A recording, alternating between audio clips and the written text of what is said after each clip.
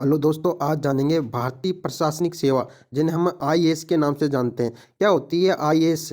क्या होता है इनका काम, क्या होता है, क्या इनका कार्य होता है, समझते हैं आज इस आईएएस को, भारतीय प्रशासनिक सेवा को। भारतीय प्रशासनिक सेवा यानी इंडियन एडमिनिस्ट्रेटिव सर्विस यानी आईएएस होता है, जो अखिल भारतीय सेवाओं में से एक होती हैं। इसके अधिकारी अखिल भारतीय प्रशासनिक सेवा के अधिकारी होते हैं। भारतीय प्रशासनिक सेवा यानी आईएएस और भारतीय पुलिस सेवा यानी आईपीएस में सीधी भर्ती संघ लोक सेवा आयोग यानी यूनियन पब्लिक सर्विस कमीशन यानी यूपीएससी द्वारा आयोजित सिविल सेवा परीक्षाओं के माध्यम से की जाती हैं तथा इनका आवंटन भारत सरकार द्वारा न राज्यों को कर दिया जाता है। जानते हैं आईएएस अधिकारी के काम क्या होता है। यहाँ केंद्र सरकार और राज्य सरकार और सार्वजनिक क्षेत्र के उपक्रमों और रणनीतियों और महत्वपूर्ण पदों पर काम करते हैं। समझते हैं आज सरकार की वेस्ट मिनिस्टर प्रणाली के बाद दूसरे देशों की तरह भारत में भी आईएएस स्थायी नौकरशाही के रूप में आईएएस भारत सरकार के कार्यकारी का एक अविभाज्य अंग माना है और इसलिए प्रशासनिक के तटस्थ और निरंतरता प्रदान करता है। भारतीय पुलिस सेवा यानी आईपीएस और भारतीय वन सेवा यानी आईएफएस और आईएफओएस के साथ आईएएस तीन अखिल भारतीय सेवाओं में से एक है। इसके केंद्र सरकार और व्यक्तिगत राज्य यानी दोनों के द्वारा नियोजित हैं। उप कलेक्टर या मजिस्ट्रेट के रूप में पर्यवेक्षकों के बाद सेवा की पुष्टि करने के पर आईएएस अधिकारी को कुछ साल की सेवा के बाद जिला मजिस्ट्रेट और कलेक्टर के रूप में जिले में प्रशासनिक आदेश दिया जाता है और आमतौर पर कुछ राज्यों में सेवा के 16 साल की सेवा करने के बाद एक आईएएस अधिकारी को मंडलायुक्त के रूप में राज्य में एक पूरे मंडल का नेतृत्व करता है।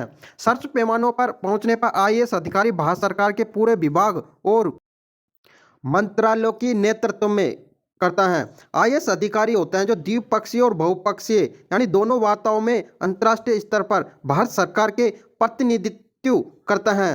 प्रतिनियुक्ति पर यह विश्व बैंक या अंतर्राष्ट्रीय मुद्रा कोष या एशियाई विश्व बैंक और संयुक्त राष्ट्र या उसकी एजेंसियों जैसे अंतर सरकारी संगठनों में भी काम करता है। भारत के चुनाव आयोग की दिशा में भी भारत के स्वतंत्र और निष्पक्ष चुनाव कराने के लिए प्रशासन के विभिन्न स्तरों पर आईएएस अधिकारी एक महत्वपूर्ण भूमिका निभाता है। राज्य सरकार के कार्मिक विभाग द्वारा उक्त नियमावली के अनुसार सेवा संबंधी मामलों का क्रियान्वय किया जाता है। पदोन्नति या अनुशासनिक कार्रवाई इत्यादि के संबंध में भारत सरकार के द्वारा ही दिशा निर्देश तैयार किया जाता है। इन मामलों पर अगर कार्मिक विभाग द्वारा भारत सरकार को असंख्य रिपोर्ट भेजी जाती है आईएएस अधिकारी के द्वारा, जिस पर भारत सरकार विचार कर राज्य सरकार है ना कार्मिक विभाग को मामलों पर कार्रवाई करने का आदेश भी देती हैं। तत्पश्चात अगर कार्मिक विभाग द्वारा भारत सरकार के आदेश को जारी कर कार्रवाई की जाती हैं। अगर हम इतिहास की बात करते हैं तो इस प्रशासनिक व्यवस्था के लिए कोई भी विकल्प नहीं होगा।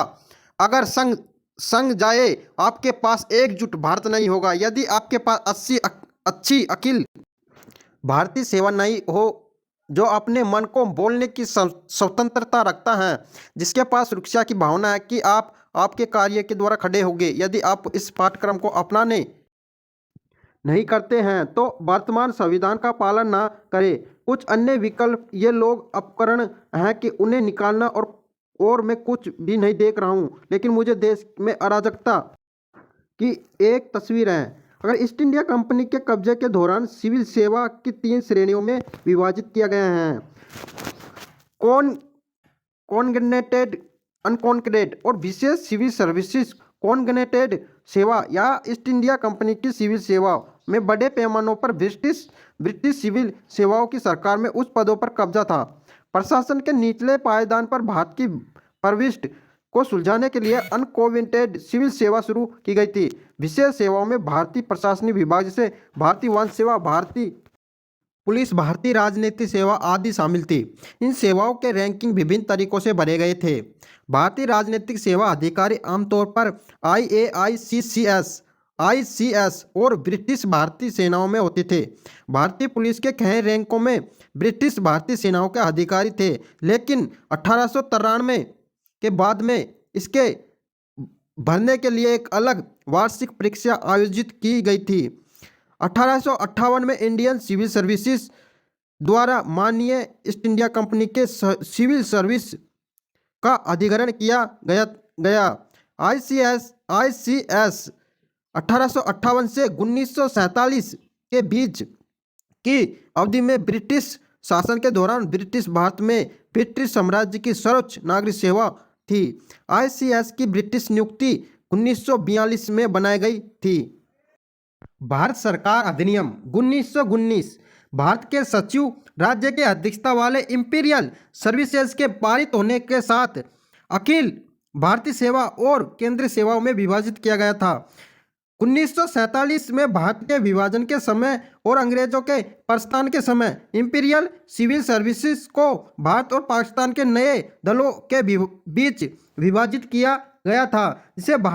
जिस भाग को भारत गया था उसे भारतीय प्रशासनिक सेवा का नाम दिया गया था, जबकि पाकिस्तान आने वाले हिस्से को पाकिस्तान की केंद्रीय सुपीरियर सेवा का नाम दिया गया था। भारतीय संविधान के भाग 15 में अनुच्छेद 312 के तहत आधुनिक भारतीय प्रशासनिक सेवा का निर्माण किया गया था।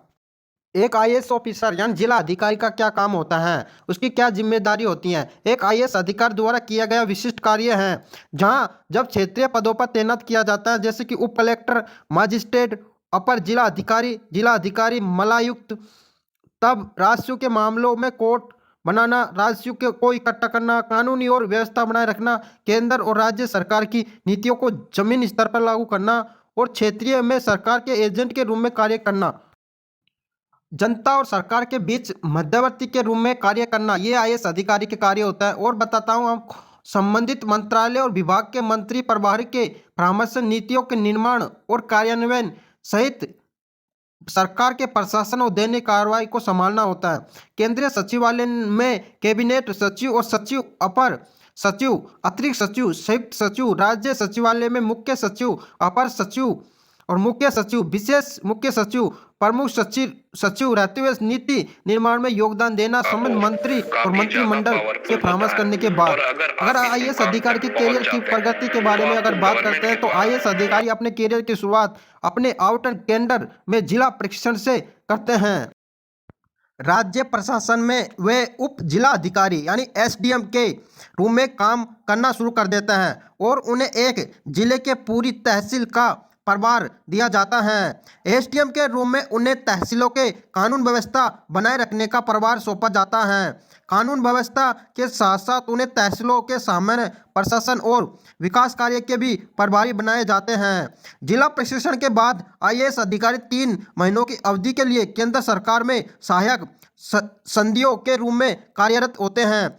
IAS अधिकारी ने राज्य और केंद्र सरकारों में विभिन्न सामरिक पदों पर और स्थानीय सरकारों, नगर निगम या जिला परिषद और सार्वजनिक क्षेत्र के उपक्रमों में भी कार्यरत किया गया है।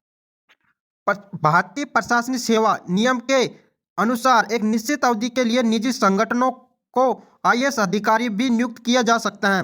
अगर बात करते हैं आप पदोन्नति की और पोस्टिंग के लिए भारतीय IAS अधिकारी की, तो IAS अधिकारी के प्रदर्शन मूल्यांकन को निष्पादन मूल्यांकन रिपोर्ट यानी PAR के माध्यम से मापा जाता है। संघ और राज्य सरकारों में किसी पोस्टिंग और पदोन्नति से पहले एक अधिकारी की PAR रिपोर्ट की उसकी अनुपयुक्तता के लिए समीक्षा की जाती है। यह रिपोर्ट वार्षिक होती है। यह स्वयं अधिकारी रिपोर्टिंग अधिकारी के रूप में नामित द्वारा शुरू की जाती हैं, जिन्होंने वर्ष के लिए उनकी उपलब्धियां और क्रियाकलापों और उसके द्वारा निर्दिष्ट लक्ष्य को सूचीबद्ध किया है। रिपोर्ट तब संशोधित अधिकारी द्वारा संशोधित और टिप्पणी की जाती है। रिपोर्टिंग अधिकारी की तुलना में पदानुक्रम में अगले तत्काल अधिकारी होते हैं। अखिल भारतीय सेवाओं के लिए एक और प्राधिकरण स्वीकार करना प्राधिकरण है जो रिपोर्टिंग अधिकारी द्वारा सुझाव के बाद रिपोर्टिंग अधिकारी द्वारा दायर PAR को स्वीकार और